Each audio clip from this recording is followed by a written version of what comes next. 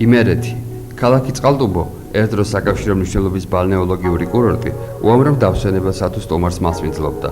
დღეს კი 200-ზე მეტი სანატორიუმი და პანსიონატი აფხაზეთიდან იზოლებით გადაადგილებულთა თავშესაფრად იქცა. ბოლო წლებში მიმდინარე მოვლენებმა მნიშვნელოვნად შეამცირა რაიონის მოსახლეობის ეკონომიური დონე. უსაქმოდ დარჩნენ მომსახურეობის სფეროში დაკავებული ადამიანები. გაჩერდა ქალაქ წყალტუბოს სამრეწველო და კულტურული პოტენციალი. ნაკლებ რენტაბელური გახდა მეჩაიეობა, მებოსტნეობა და მეცხოველეობა. თუმცა როგორც ამბობენ დაღმართ ყოველთვის აღმართი მოსდევს და რაიონს დაუბრუნდნენ განათლებული, გამოცდილი ახალგაზრდა მეწარმენი, რომლებიც აგერ უკვე 2 წელია მართალია რისკით, მაგრამ მაინც ნელ-ნელა, ნაბიჯ-ნაბიჯ უხმაუროდ იღწვიან თავისი ქალაქისა და ქვეყნისათვის.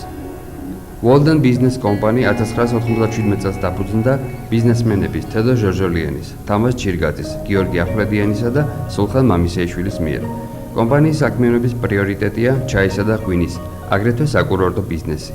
წყალტუბო თავისი სამკურნალო წყლებით უნიკალური არის, განსაკუთრებით მოქმედებს ძვალსაფსათა სისტემის დაავადებებზე კარგად. ამჟამად ყველა სააბაზანოს არ ვამუშავებთ, მაგრამ 2-3 სააბაზანო შენობა გამზადებული არის სამკურნალოდ.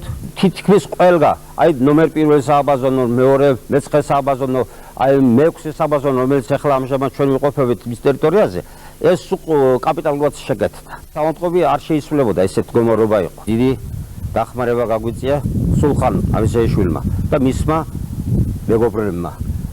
არც თავისი ზალღონე და არც შესაძლებლობა დაიშურეს იმისათვის, რომ წყალტუბო წელში გამართულიყო და წყალტუბო ყოფილიყო უნიკალური, როგორც იყო 10-15 წლის წინ. ძალიან დიდ აქტიურ დახმარებას და მუშაობას აღმავლობისათვის წარმართავს Walden Business Company და სააქციო საზოგადოების მეთვალყურეთა საბჭო, რომლის თავმჯდომარეც გახლავთ ბატონი სულხან მამისეიშვილი.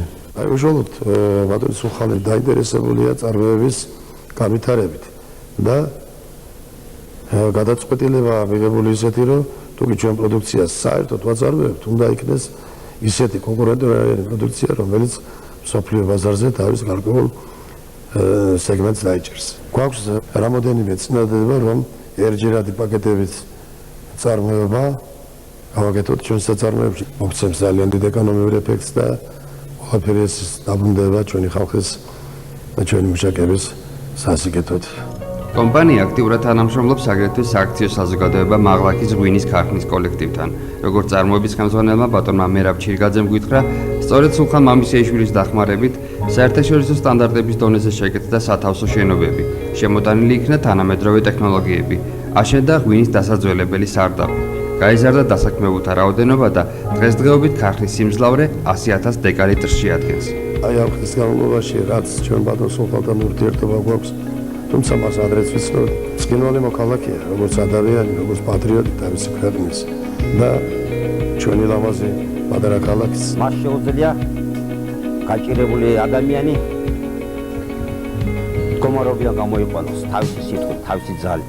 კაცი ვისთანაც ერთად შეიძლება როძახი და თქვათ რა დაზვერვაზე. შესანიშნავად ესმის ახალგაზრდობის პრობლემები, მისი მისწრაფებები და ყოველთვის ცდილობს გვერდში დაუდგეს ახალგაზრდულ მოძრაობას. საქმეში სულხანი ძალიან პრინციპული ადამიანია.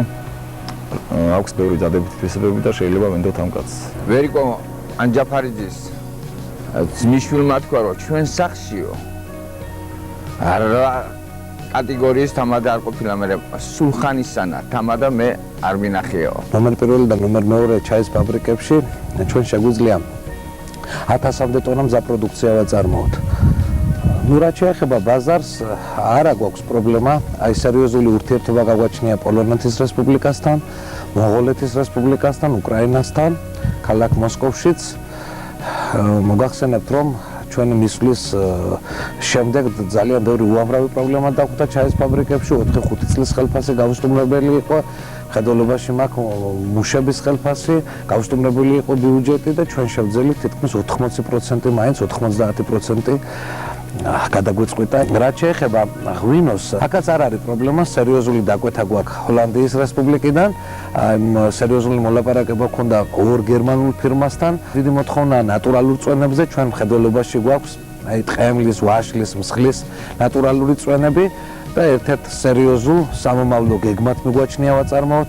მოგეხსენებათ, წყალტუბოს რაიონში ერთ-ერთ აქტუალურ საკითხად დგას მებოსტნეობის საკითხი და ჩვენ ალბათ ვიმედოვნებთ, რომ აი ეს საკითხი წინა პლანზე წამოვწიოთ. გლეხს საშუალება მიეცემა, რომ ის პროდუქცია, რომელსაც ის ვერ ახერხებს მეტნაკლებად ბაზარზე გაყიდოს, აი მივიღოთ ჩვენ ჩავიბაროთ და ამით გლეხს რაღაც მიეცემა იმის საშუალება, საარსებო საშუალება, რომ იარსებოს. აი ის აზრი არ დაეკარგოს მის შრომას და სტიმული კონდეს, რომ გლეხს წინასწარ ეცოდინება, რომ ის პროდუქცია არ გაუფუჭდებოდა, ფუჭად არ ჩაივლის მისი შრომა. ალბათ ჩემი ცხოვრების კრედოც ესაა, რომ ჩემს ქვეყანაში ჩემი ოჯახის, ჩემი სოფლის, ჩემი რაიონის დესპანი ვიყო, ხოლო ჩემი ქვეყნის გარეთ ჩემი სამშობლოს დესპანი.